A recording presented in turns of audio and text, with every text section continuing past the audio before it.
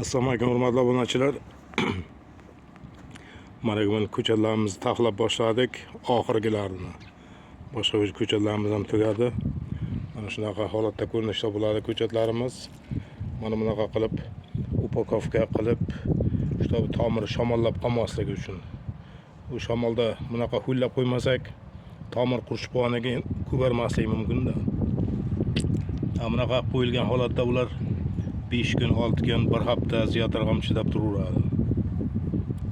O'sha ayrimlari kurtaklab bariga ham chiqarib boshlabdi.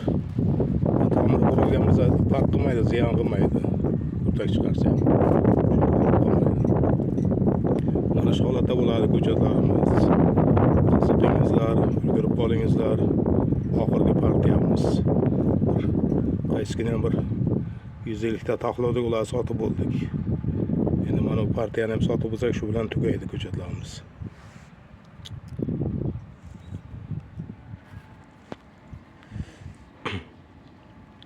Qarangizlar, ko'chatlarimizda dastlabkilari bor. Bu Samarqand viloyati Paxtash tumanida yetishtirilyapti. Ko'chatlarimizning donasi 100 mingdan bo'lyapti. 2 ta olsangizlar, pochta pulini bo'lamiz. Agar 3 ta ziyodroq olamansanizlar, pochta puli men o'zim so'mdan bo'ladi.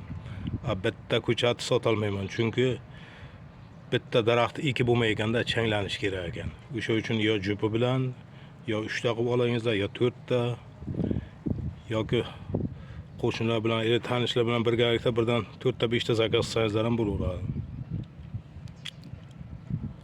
Buni qarangizlar, ko'chatini ekkandan keyin bir 2 yilgacha qo'ng'iroqlashib turasizlar. Mana ko'chatni olib ekuvdim. Mana hosil berdi, ili hosil bermadi, ili nimaga rivojlanmayapti, nima qilish kerak? Rivojlanib, hosilga yaxshi borgandan keyin ham mana hosilga keldi. Buni mevalar qanday qilib iste'mol qilinadi, kimlarga mumkin emas degan maqsadda so'rab qo'ng'iroq qilib borasizlar. Undan keyin mana qurtilgan mevalarni saqlash yo'llarini ham o'rgataman. Qo'ng'iroq qilsangizlar, so'rab o'rganish kerak-da. So'ragan odam ko'p narsaga erishadi. Erinmaslik kerak. 1,5 trubkani ololmay qolaman. Ololmay qolsam ham yana qayta qo'ng'iroq qilaverish kerak. Bu maqsad yaxshi o'rganib olish kerak. Shunchaki bir agorotni to'rda qolib ketmasin deyman-da, bundan to'liq foydalanish kerak. Bu shifo baxshiga shunchalik darajada bir yaxshi narsaki,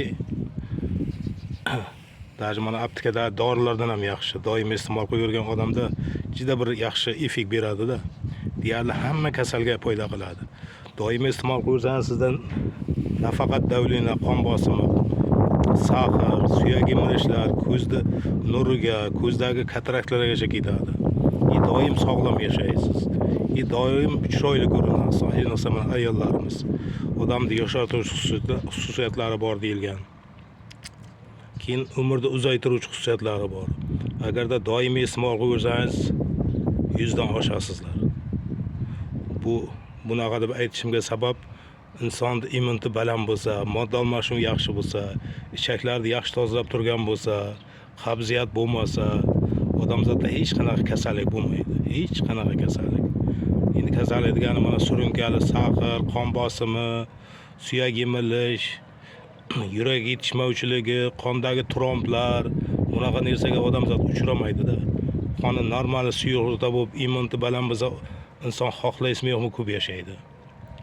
Mana farzandlar boshida yuribsizlarda, davlatimiz pensiya berib turgan bo'lsa, mana otaxon, onaxonlarimiz yuzlarga kirib, o'zingiz yurib, o'zingiz kirib chiqib turgan bo'lsangiz uyga, yuribsizlarda bosh bo'lib oilaga. Sizlar shu uzoq umr ko'rsangizlar, biz yoshlar xursand bo'lamiz sizlardan.